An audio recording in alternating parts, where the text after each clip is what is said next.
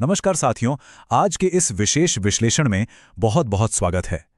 आज एक ऐसे विषय पर चर्चा होने जा रही है जो सीधे तौर पर राज्य के युवाओं और उनके भविष्य से जुड़ा है। मुख्यमंत्री सम्राट चौधरी के नेतृत्व में 29 अप्रैल 2026 को हुई बिहार कैबिनेट की अहम बैठक का आज एकदम निष्पक्ष और विस्तृत विश्लेषण किया जाएगा। इस बैठक में कई बड़े फैसले लिए गए हैं और बिना किसी देरी के चलिए सीधे उन तथ्यों और आंकड़ों पर बात करते हैं जो जानना सबसे ज्यादा जरूरी है। 63। जी हां, 63। ये कोई मामूली नंबर नहीं है। ये इस कैबिनेट बैठक के विशाल पैमाने को दर्शाता है। एक ही बैठक में कुल 63 बड़े फैसले। और सच कहूं तो सबसे रोमांचक बात यह है कि जब इन फैसलों के दस्तावेजों को गहराई से देखा जाता है तो पता चलता है कि इनमें से एक बहुत बड़ा हिस्सा नई नौकरियों और रिक्तियों से जुड़ा है। मतलब सरकारी नौकरी की तैयारी करने वाले सभी उम्मीदवारों के लिए ये एक बहुत बड़ी खुशखबरी है। तो आज की इस चर्चा में क्या क्या शामिल है, आइए फटाफट देख लेते हैं। पहला, बिहार कैबिनेट के बड़े फैसले। दूसरा, वन विभाग में आने वाले शानदार अफसर। तीसरा, ट्रैफिक पुलिस में नई भर्तियां। चौथा, दरोगा भर्ती और प्रोन्नति के नए नियम। और अंत में पांचवां, परीक्षा पैटर्न और तैयारी का तरीका। चलिए शुरुआत करते हैं हमारे पहले भाग से, बिहार कैबिनेट के बड़े फैसले और इन 63 स्वीकृतियों का एक ओवरव्यू। रोजमर्रा के प्रशासनिक कामों से अलग इस बार कैबिनेट का मुख्य फोकस बड़े पैमाने पर रोजगार और बुनियादी ढांचे को मजबूत करने पर रहा है। नौकरियों पर विस्तार से बात करने से पहले कुछ अन्य अहम फैसलों को जानना भी जरूरी है ताकि काम के पैमाने का अंदाजा लग सके। जैसे ऊर्जा विभाग के तहत 125 यूनिट बिजली सब्सिडी से जुड़ी योजना पर मुहर लगी है। वित्त विभाग की बात करें तो साइबर ट्रेजरी में 23 नए पदों को मंजूरी मिली है। शिक्षा के क्षेत्र में हर एक ब्लॉक में एक आदर्श विद्यालय विकसित किया जाएगा। और हां, एक बहुत बड़ा प्रशासनिक बदलाव यह है कि निगरानी संवर्ग का अब बिहार पुलिस कैडर में पूरी तरह से विलय कर दिया गया है। अब आते हैं दूसरे भाग पर, वन विभाग में जो शानदार अवसर आ रहे हैं, खासकर वानिकी कॉलेज और इंजीनियरिंग पदों को लेकर। विशेष रूप से 12वीं पास कर चुके उन युवाओं के लिए यहां बहुत ही बेहतरीन संभावनाएं सामने आई हैं। अब देखिए, वन विभाग की नौकरियां इतनी आकर्षक क्यों हैं, इसे समझना बड़ा दिलचस्प है। सामान्य पुलिस परीक्षा में लिखित के बाद एक बहुत ही कठिन फिजिकल टेस्ट होता है, दौड़, लंबी कूद, ऊंची कूद, ये सब। लेकिन वनरक्षी और वनपाल जैसी वैकेंसी में फिजिकल के नाम पर सिर्फ पैदल चलना होता है। जी हां, बिल्कुल सही सुना।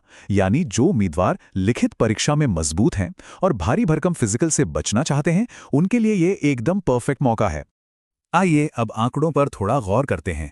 मुंगेर स्थित बिहार वानिकी महाविद्यालय एवं शोध संस्थान के लिए 250 नए पदों की स्वीकृति दी गई है, जिसमें टीचिंग और ऑफिशियल वर्क दोनों शामिल हैं।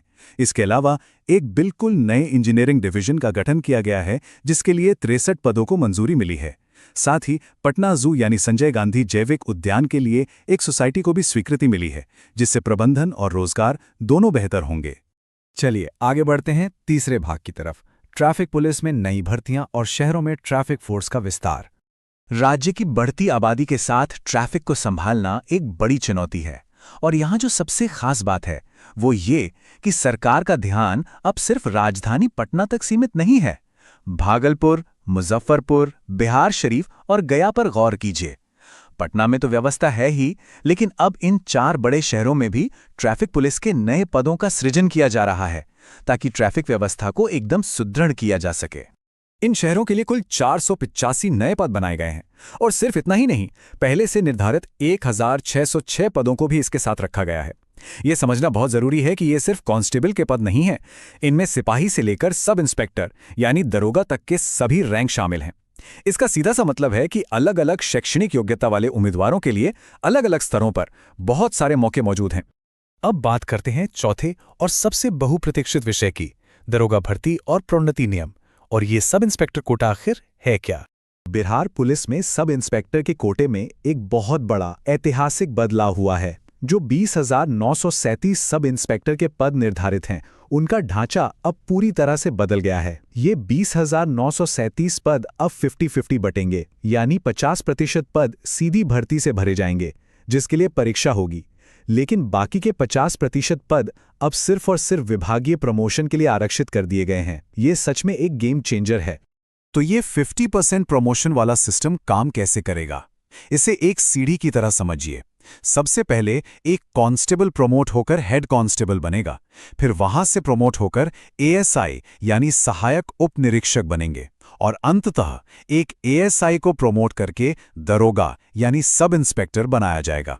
इससे निचले स्तर पर काम कर रहे पुलिसकर्मियों का मनोबल तो बढ़ेगा ही, साथ ही करियर में आगे बढ़ने का रास्ता भी एकदम साफ हो गया है।